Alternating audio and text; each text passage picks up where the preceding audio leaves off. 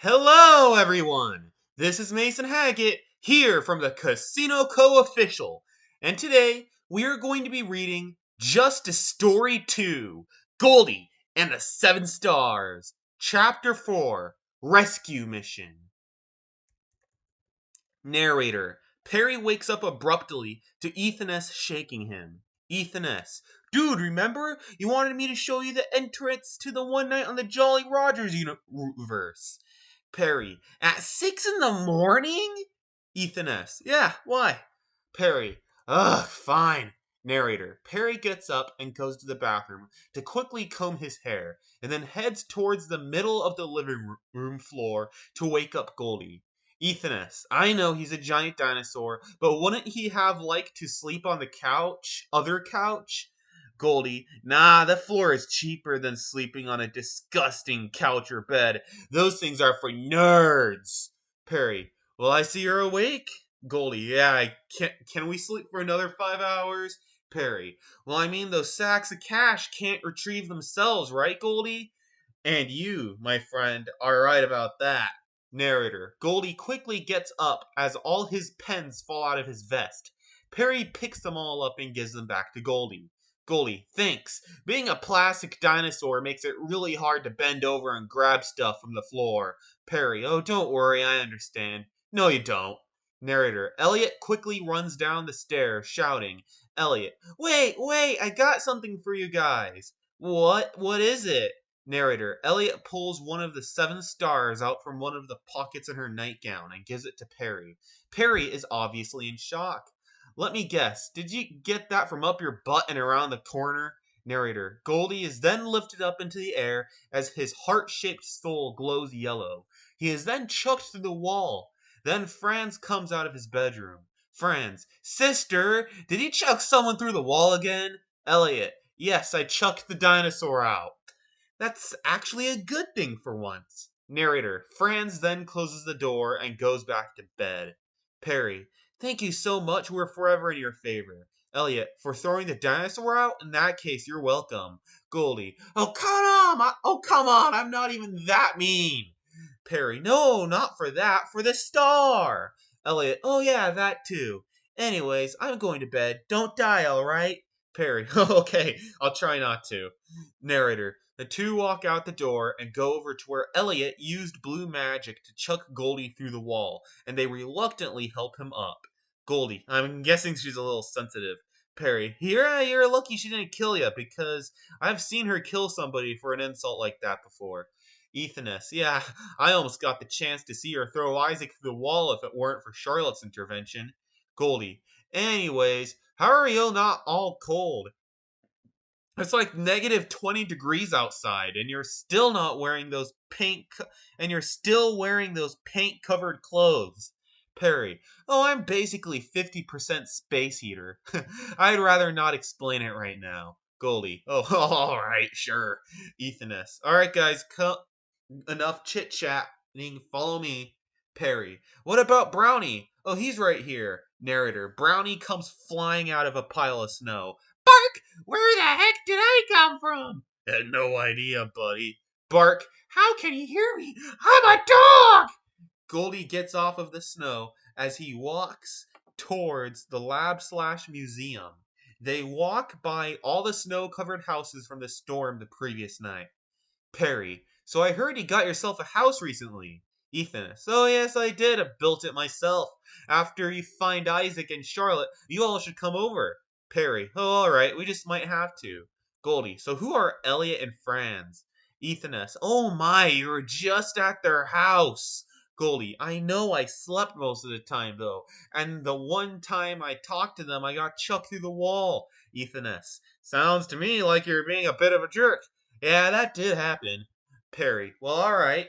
Elliot and Franz are from the true Underfell universe, and Elliot has some absurd anger management issues. However, she's gotten better. I remember when she first arrived here, she almost killed me twice just for walking by her. But overall, she's a really nice and caring person if you say the right things and act well. Ethan S. And do everything she tells you to. Perry. Franz, on the other hand, has a very kind and patient demeanor, and he has a really high tolerance for stupidity. I don't think I've ever seen him get mad except for a couple times with Elliot, but that's about it. Narrator. Then they step foot in front of the museum/lab. It's covered with beautiful white snow, and the lights that say museum on it are broken and slowly falling off. Goldie. This place looks like trash! Perry. I know, tell me about it. Brownie. Woof! Why are we at the museum? Ethan S. There is a sewage entrance in there that leads to Carsreal's shop and the patrol room.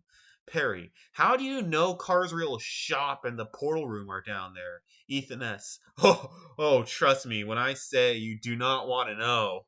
Perry. Oh, okay.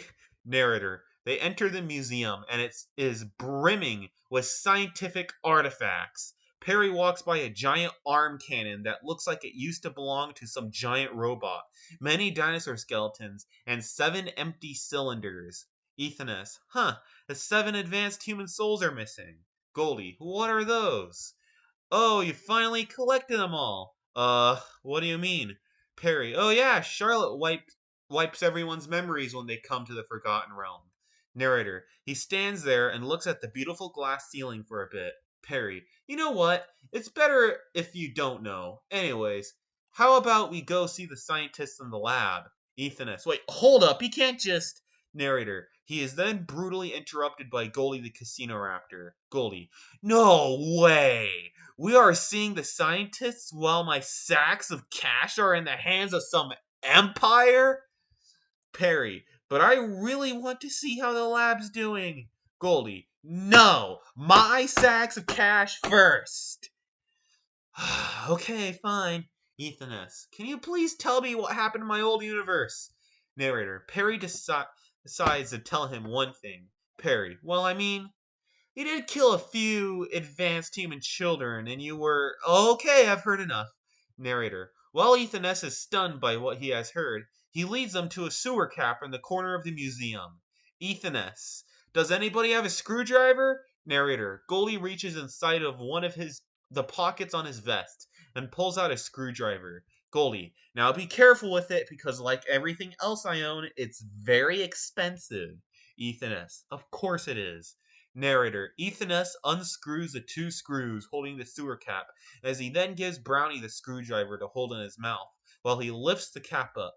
He puts it on the ground next to the hole where it leads as it makes a loud clunk against the floor. Ethan S. Alright, who's going in first? Narrator. Nobody responds. Ethan S. Alright then, if you're all gonna be little girls about it, I guess I'll go first. Goldie. Alright, it's on! Narrator. Goldie jumps into the entrance head first. He gets stuck, but then manages to squeeze through, breaking the ladder in the process. Goldie. Geez, why don't they have a ladder going down here? Ethan S. Look under your butt! Narrator. Goldie looks down and sees the remains of the ladder are underneath him. Goldie. Man, tell them to make a sturdier one next time. Ethan S. Yes, I will tell them to make it for a giant plastic dinosaurs next time. Narrator. Perry and Ethan S. jump into the sewage hole. In the sewers, there's a long stream of water going through the middle. It leads to who knows where. There's a little block by the river of poop water that the four landed on. There are 2 doors, one that is labeled Carsreal's shop that looks old and run down, and another that is labeled portal room that is new and shiny. There are also many other entrances to the sewers. Goldie, can I have my screwdriver back? Brown, Ethan S. Oh yeah! Brownie.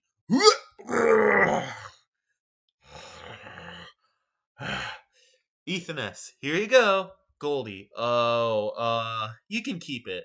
Ethan S. Are you sure? Goldie. Yeah, I'm pretty sure. Narrator. Perry looks around a little bit and sees Carsreal's old shop. Perry. How's Carsreal doing? It's been a while since I've last seen him. Oh yeah, he went to one of the Dark Realms and decided to stay a while. We haven't seen him since, but Charlotte has been working on finding him. Perry. Good, because I know that father doesn't like it when anyone except me and Charlotte are outside of the Forgotten Realm. Narrator. Goldie looks up at the ceiling and sees that there are many other entrances to the sewers. Goldie, where do all these other sewer caps lead? Ethanus, I have no idea. There's just so many of them. Perry, anyways, how about we not boggle our minds about it and go into the portal room? Ethanus, alright. Narrator, Ethan S. pulls the key out of his pocket. Perry, how'd you get that? Ethan S. Oh, I just had to shovel around Isaac's house for a long time. Perry, gee, my sister must trust this Isaac guy a lot if she lets him have his own key to the portal room. Ethan S. Not really. The only reason she lets him have one is because she knows he won't try to blow up the world with it or anything. The worst thing he could do with it is go to every universe and get Taco Bell from each one. Goldie. I like the sound of this guy. Narrator. Ethan S. unlocks a door and opens it. Inside, the floor is beautifully checkered and the walls are glimmering with a new coat of paint. There is portals to other dimensions lining the walls. Ethan S. Alright, the first portal is the one to the one night on the Jolly Rogers realm. Perry. Alright, let me download it into my mind so I have it with the rest of the others. Narrator. Perry sits down in front of the portal, crosses his legs, and closes his eyes. Goldie, what is he doing? Ethan S. We do not know. Narrator. Then Perry's eyes open wide with brightness. One eye is glowing green and the other orange. They begin to go back to being the color brown as Perry slowly gets back up. Perry, alright, Goldie, let's go! Ethan Smith, you stay here and take care of Brownie for me, alright? Ethan S. Okay, whatever floats your boat. Brownie, woof! Bye, Perry. I'll miss you. Goldie. What about me? Brownie. Ruff. No, not really. Narrator. Goldie and Perry enter through the portal. Ethan S. Well, Brownie, now that they're gone, it's time to do some well-deserved fishing in the river. Brownie. I hope he doesn't mean the one in the sewers. Ethan S. And yes, I mean the one in the sewers. Don't tell anyone, okay? 5 minutes later. Narrator. The two come flying out of the portal. Perry slowly gets off of his knees and walks over to the keypad and types 13019 into it. A rock then covers the portal where they came from. Perry and Goldie then climb up a surprisingly sturdy ladder and come out into a beautiful world. Goldie has a little trouble fitting through the hole, but Perry helps him out. The two look at the beauty of the city lights, flaring of many different hues of green. There are Ferris wheels and moving ads on the sides of skyscrapers. Cars are driving everywhere. There are even flying ones. Both Perry and Goldie fall to their knees. It it's Perry, so beautiful. Narrator. They sit there and stare at the city lights a bit longer as Perry finally got off his knees. Perry. I could be staring into the moonlit sky all day, but there are still 6 stars waiting to be collected. And plus, I really want to see my sister again. Goldie. And I really want my stacks of cash back. Narrator. The both of them get up and start walking around. Perry. So where do we go first?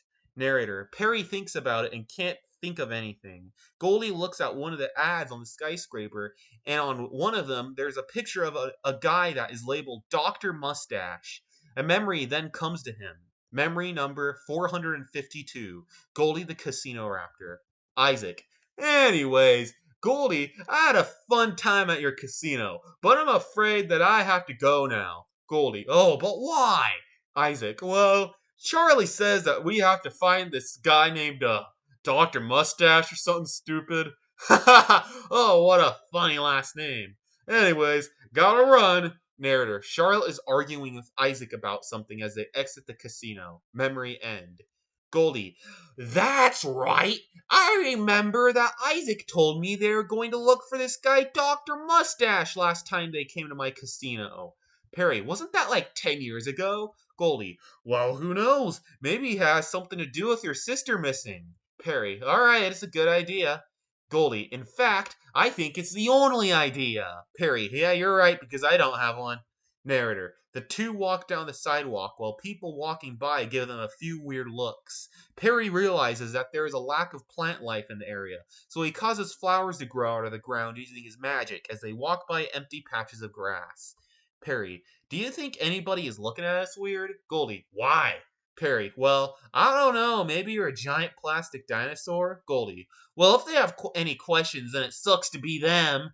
Narrator. He then chuckles in a somewhat maniacal manner. Goldie can't even remember why he had Goldie help him in the first place anymore. They walk by an onslaught of traffic and businesses.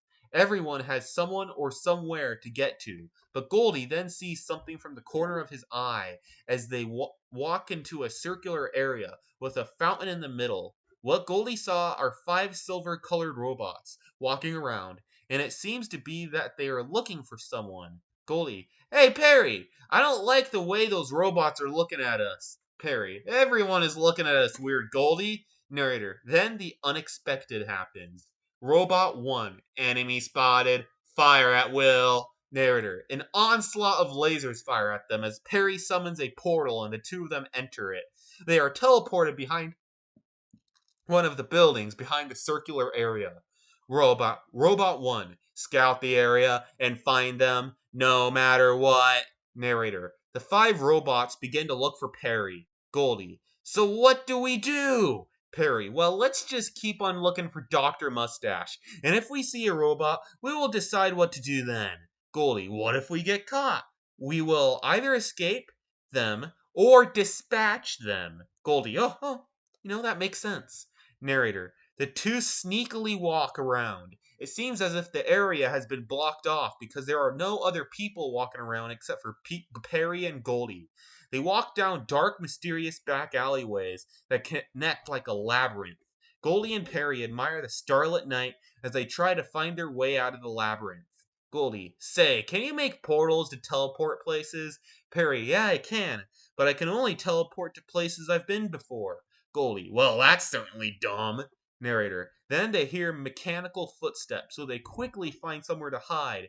Perry hides in a trash can, and Goldie gets a potted plant and empties the contents, and then puts it on his head. Goldie, hi, I'm a plant! Robot 4, oh hi. Narrator, the robot walks by as Goldie sighs of relief. Perry, geez, did someone take a crap in here? Narrator, he says this as he gets out of the trash can. Goldie, maybe it's just you. Perry, that wasn't very nice. Goldie, thanks for the reminder. The narrator, the two walk some more, coming across more ads for companies like Gas Station Co., Jordan's Fried Chicken, and more stuff about Mr. Jackfruit's robotics with the Dr. Mustache guy on the front of the ads. Goldie, man, I should open some casinos here. Perry, yeah, maybe. That is if you learn how to make portals to other universes. Goldie, that's it! Narrator, a spark flares in his eye. Goldie, you can be one of my many faithful employees that get paid below minimum wage. Perry, no thanks. My father already gives me enough work, let alone having to babysit you around. Goldie, man, why do you have to be so lame?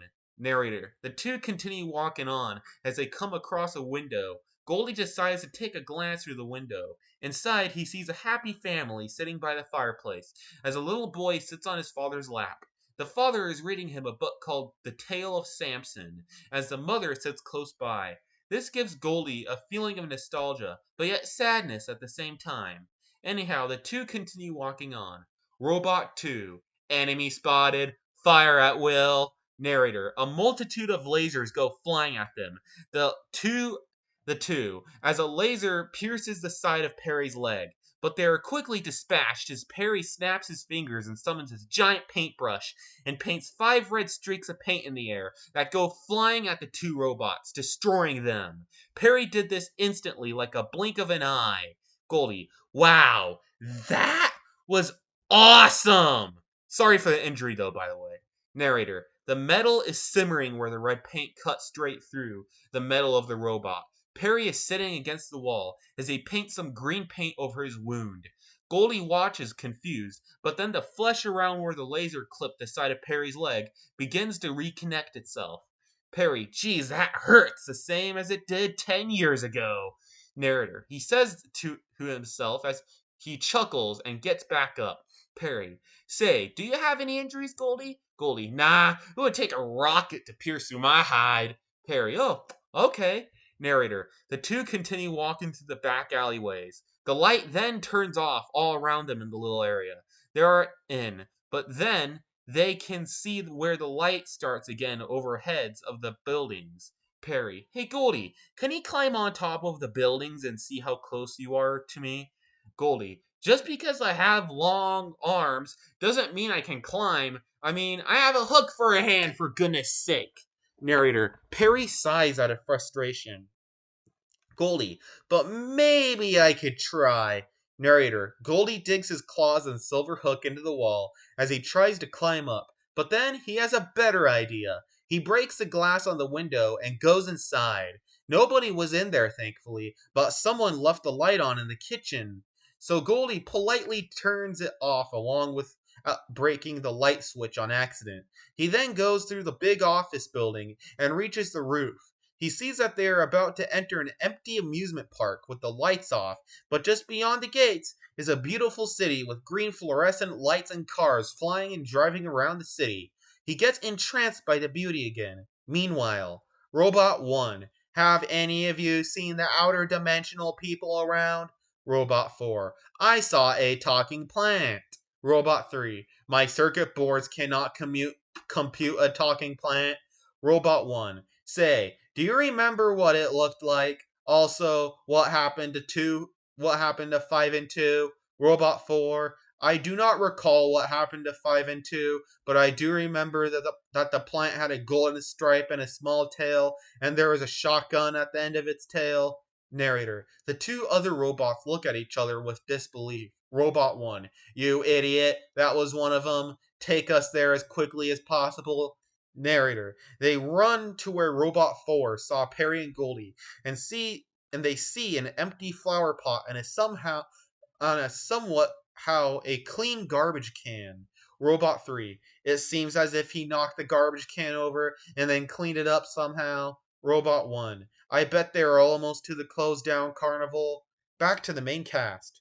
Narrator, Goldie looks into the starlit night as he remembers that he has to go tell Perry if they're close to the end or not.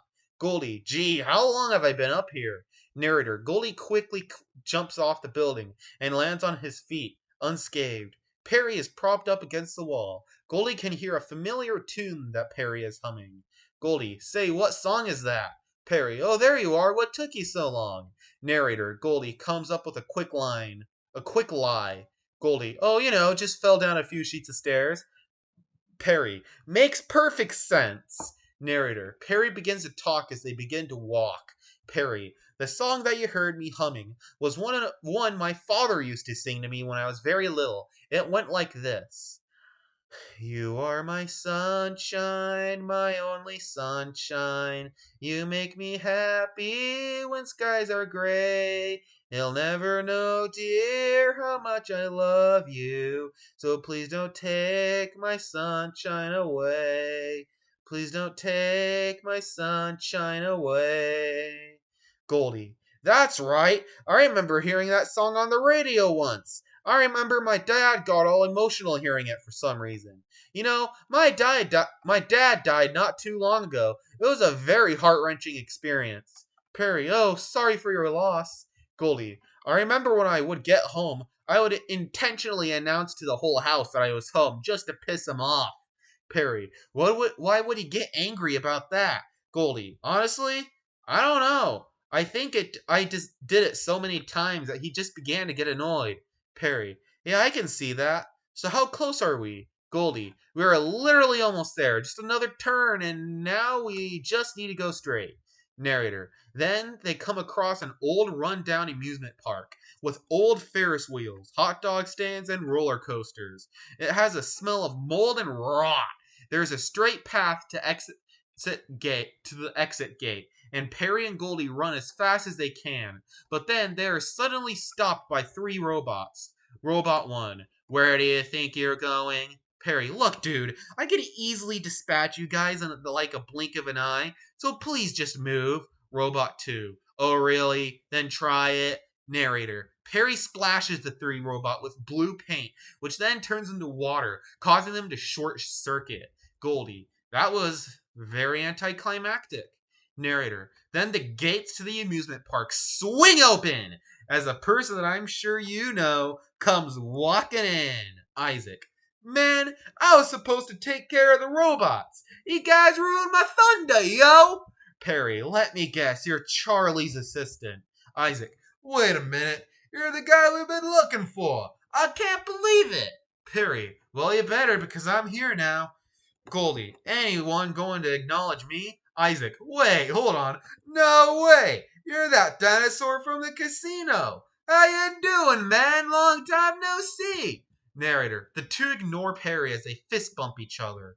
Perry, so where's Charlie? Isaac, oh yeah, her. She's in the back of my sports car that I totally didn't buy with her credit card. I'm scared for her now because that city has been using her like a battery to power the lights and internet.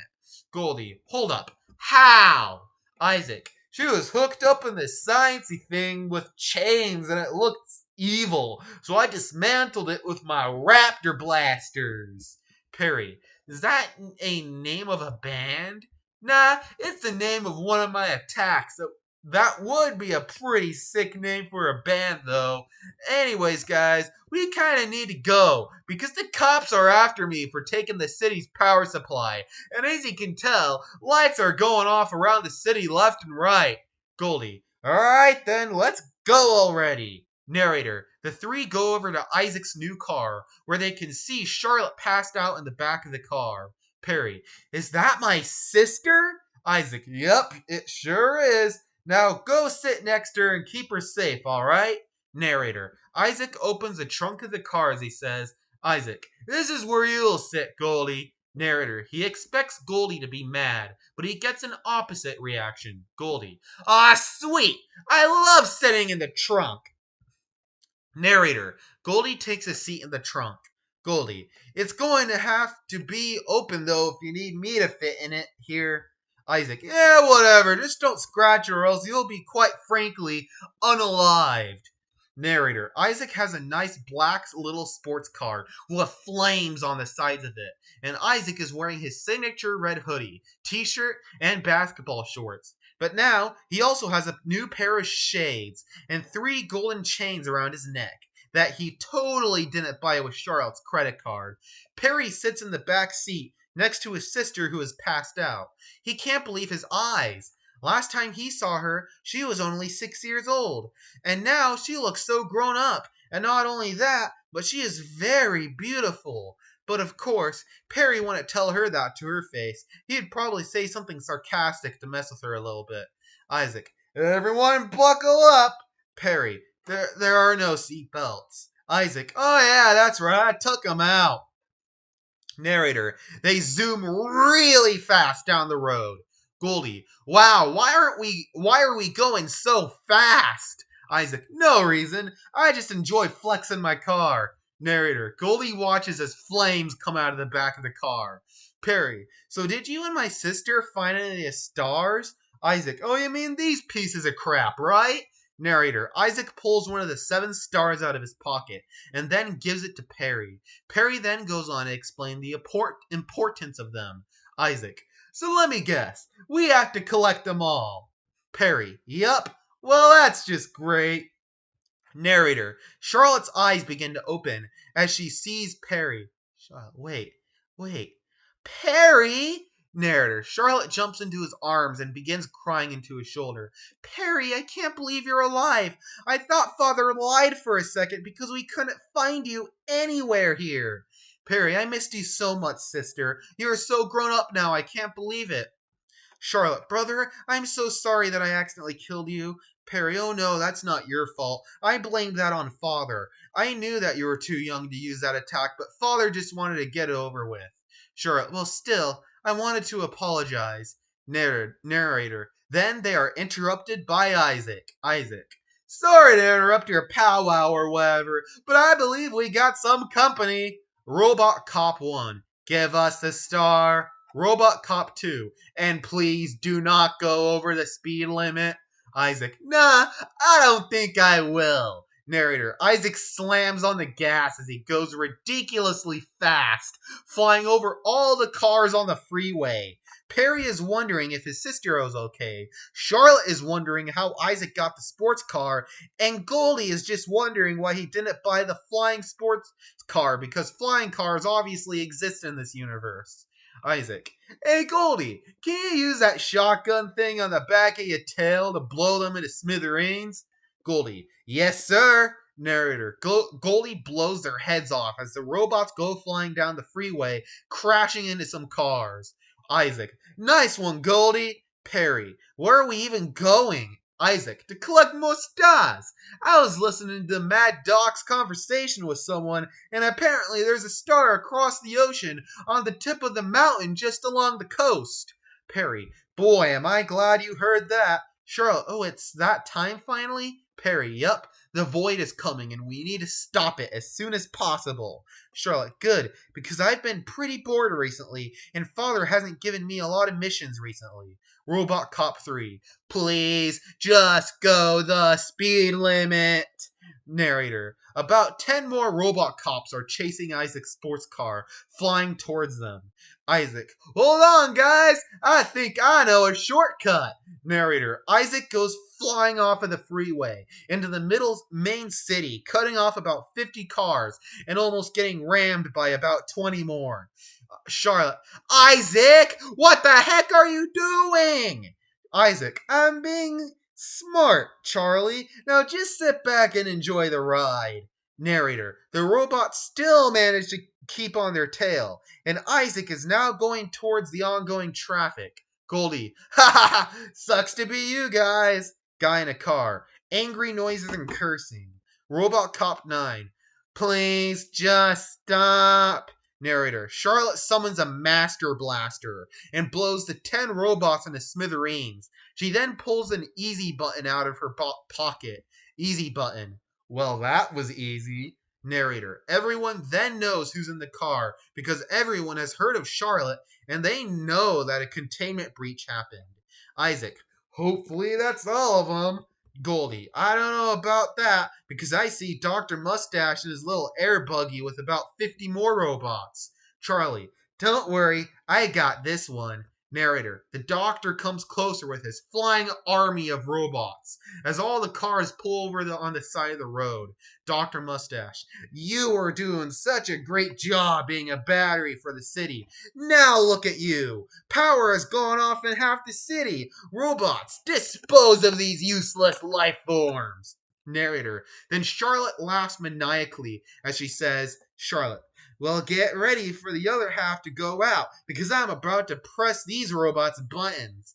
Narrator. They began to fire lasers rapidly, but Charlotte was faster than the lasers. 300 of them were already frozen by Charlotte's ice magic, and as they began to fall, she jumps on top of them and cuts 5 more in half. She dodges the lasers, and then she summons a purple orb of magic and destroys the rest of them as Dr. Mustache looks in awe and wonder. Goldie closes the lid of the trunk to hide from all the chaos. She then jumps off one of the falling robots and comes flying towards the doctor. Dr. Mustache. Yikes! Narrator. Dr. Mustache would have died right there, and then, if it weren't for his latest creation, a creation made to match Charlotte in every way, shape, and form, and surpass her even. A robot built to fly at speeds of Mach 5. Mecha Charlotte. I am Charlotte, the angel of death. Narrator. The robot sends Charlotte flying into Isaac's sports car. Isaac. Heck nah. You ain't going to scratch the seat of my car. Can you take over, Perry? Perry. Yeah, sure. Narrator. Just before Isaac does something really stupid, he summons a portal in front of them as they go in heading back to the Forgotten Realm. All rights reserved to Casino Co.